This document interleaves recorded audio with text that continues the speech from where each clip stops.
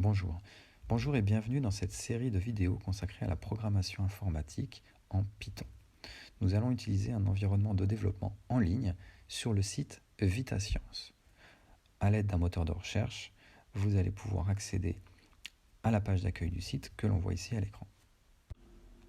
On arrive sur le site VitaScience. On va tout de suite cliquer sur Programmer ici et choisir un type de programmation Python. Arrivé dans cette interface de programmation, on a plusieurs zones. La zone qui est à gauche, elle est plutôt consacrée à de la programmation type graphique, comme Scratch, comme ce qui peut être fait au collège. La vidéo étant plutôt à destination d'élèves de lycée, on va basculer en mode code. On retrouve deux zones. Une zone éditeur de texte, c'est là où on écrit notre programme, on pourra l'enregistrer notamment. Et puis une zone qui s'appelle la console, dans laquelle on pourra exécuter nos instructions.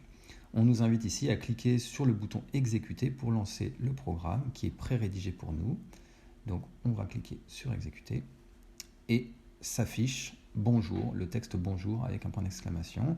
On comprend, compte tenu de la seule instruction qui a été rédigée précédemment, on comprend un petit peu à quoi ça correspond, un print qui nous permettra d'afficher un texte en le mettant ici dans les parenthèses.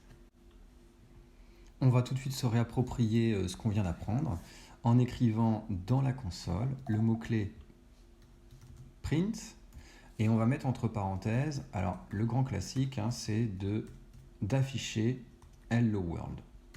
Donc on va faire ceci, et puis on va appuyer sur Entrée.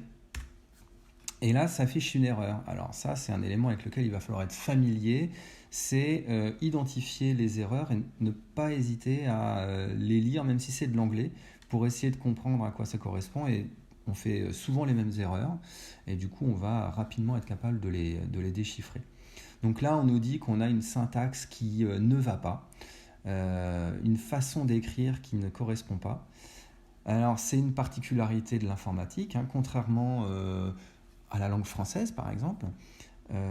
Si on fait des fautes d'orthographe, les professeurs seront quand même capables de comprendre globalement le sens de ce qu'on a écrit. En informatique, le moindre caractère qui ne correspond pas, qui ne va pas, et la machine n'est pas capable de le comprendre. En l'occurrence ici, on a oublié de préciser des informations, des guillemets. Il faut mettre le texte entre guillemets de façon à pouvoir faire comprendre à l'ordinateur que c'est ça que l'on souhaite afficher. Et donc si j'essaye à nouveau, maintenant ça fonctionne correctement. On souhaite à présent afficher un nombre aléatoire entre 1 et 6. Ça pourrait correspondre à un lancer de dés dans un jeu, par exemple. On va pour cela utiliser une fonction qui s'appelle randint et on va mettre entre parenthèses les bornes inférieures et supérieures. On appuie sur Entrée et là on a une erreur. Alors ce qui se passe, c'est que cette fonction-là n'est pas connue. Il met is not defined. Ça va amener la notion de bibliothèque. En informatique, une bibliothèque, c'est un fichier ou un ensemble de fichiers qui contient des fonctions déjà rédigées pour nous. On a juste à les appeler, on n'a pas à réécrire tout de A à Z. Et en l'occurrence, la fonction randint, elle a déjà été rédigée. Et elle est présente dans la bibliothèque math. Donc on va utiliser cette instruction, from math import, et on va mettre une étoile.